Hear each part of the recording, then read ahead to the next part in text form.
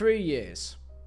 This has been in a process for 3 years now, and after all this time, we can finally say his name, Thomas Partey. Something that everyone in the football world has all known all this time, going through mental gymnastics, Arsenal fans being put in the middle of your own moral standing for 3 years. Thomas Partey, just over 3 years since this began back in February 2022, has been, as of 6 days ago, charged upon 5 counts of rape and 1 count of sexual assault. These allegations made by 3 separate women. Now, if you are wondering why this video took some time, I've been away in England since the 3rd of July, so the day before this all came out. During this time period, of course, this man wasn't named, but was described in a way that led people to believe that it was Thomas Partey.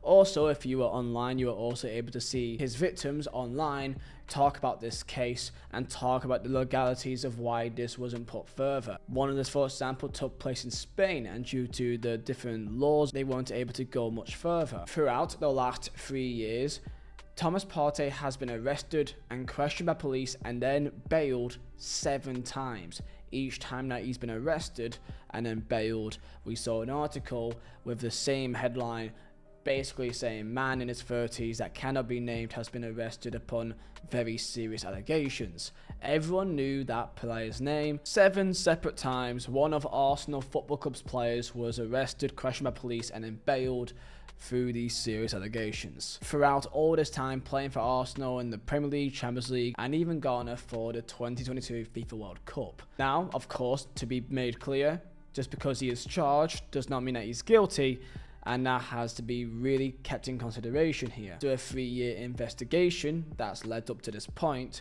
you would led to believe through these 3 different women that's come forward here that there would be some proof to this. However, as we've seen with the Benjamin Mendy case in Manchester City, you cannot assume that he is completely guilty. Despite the fact that when Mendy was seen innocent, people still led to believe that there was some foul play. Still people that believe that despite being seen as innocent in a court of law, Benjamin Mendy, many people still believe that he's guilty due to the accusations made and due to the volume in terms of how many victims came forward. And that is the number one main issue of accusations like this, that even if you are seen as innocent, it still destroys your reputation. That is something clearly that Arsenal kept in mind here. And this is where your own personal view can change to many others and what you would have done in this situation. In my own opinion, Arsenal continued to play Thomas Partey throughout all this time due to his stature within the club and his vital role within the squad setup. And if he was a lower player in the academy, staff, or even a rotational backup option in the squad and was not that vital for the team,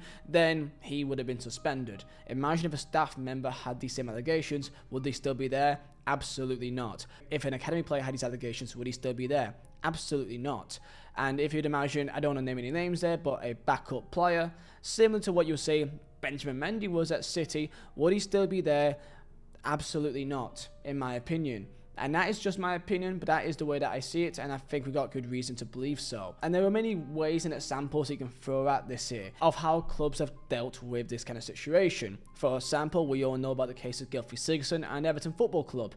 Sigurdsson was one of the best players at the club, one of the most important players there. He got some serious allegations regarding children and was suspended immediately and was still at the club, contracted until his contracted end, but was suspended, not able to play, but was still paid, I believe. And he was later found innocent, and his career has been vastly deteriorated because of it due to these allegations.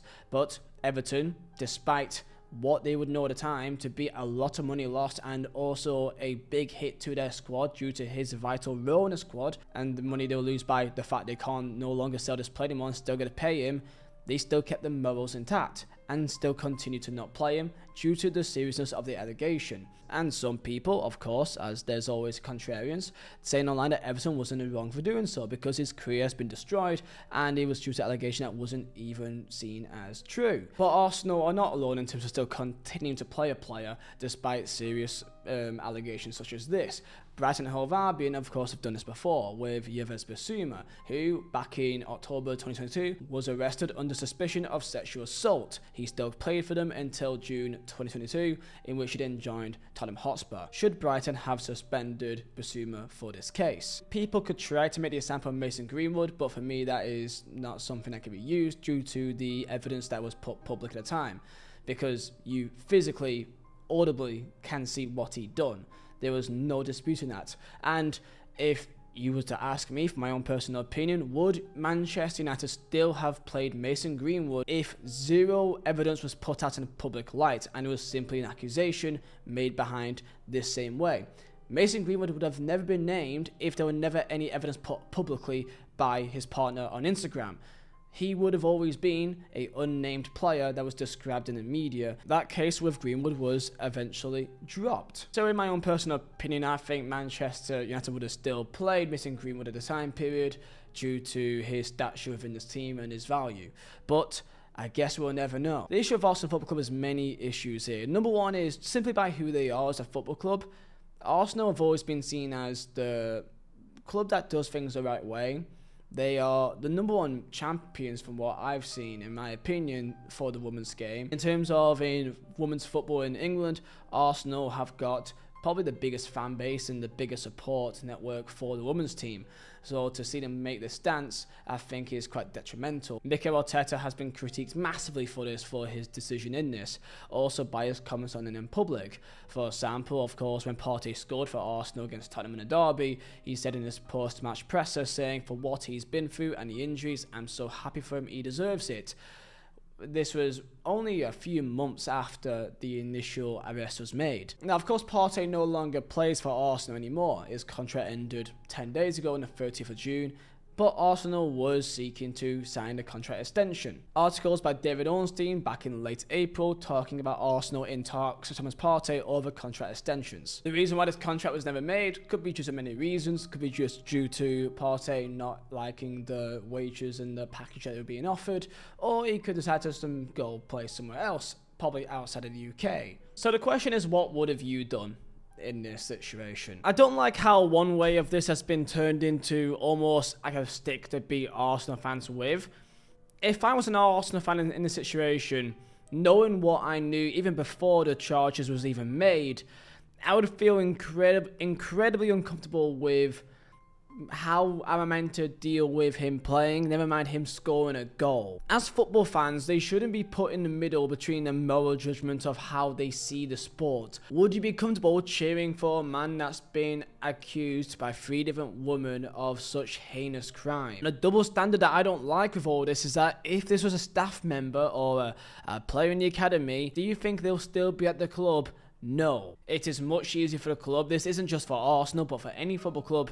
Be so much easier to let that person go for the sake of their own image. But in this situation, clearly Partey was seen as too important, too much to lose, that they could just deal with it. In my opinion, football reflects many attitudes in society in terms of how people see the world can be reflected in football itself.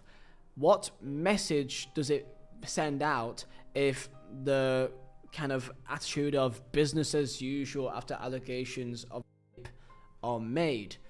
Does it say that they are treating them with the seriousness that it does deserve? When Everton dealt with the guilty Sigurdsson, it wasn't in case of they were automatically assuming him guilty, but it means that they were treating the situation with the seriousness that it deserved. They understood the implication that it would do to still play him on the alleged potential victims in that situation, but also to the fans of the club as well, knowing that they'll be cheering on a player that has this over their head. And I already know the counterpoint to this because I've seen it multiple times online, saying that what if you just put a ton of false allegations on a ton of footballers so that they no longer play for their club? But this isn't how it works. The police actually need to have enough to arrest the player in question. It can't just be an allegation thrown online. It has to be actually dealt with the police to actually become an actual investigation. Keep in mind, many Arsenal fans from the club have already spoken publicly about this multiple times. For example, the Arsenal supporters against sexual violence put out a statement issuing that they were devastated and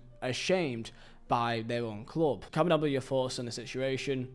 Of course, Partey's now gone, so this in theory is out of Arsenal's problems now. They'll move on and talk about transfers, and they will go and start the year as if nothing ever happened. But I think for many people won't forget how they dealt with the situation. And there shouldn't be something to be used to be a stick of Arsenal fans, because they were stuck in the middle of this just like anyone else. So yeah, I hope you enjoy your day. See ya.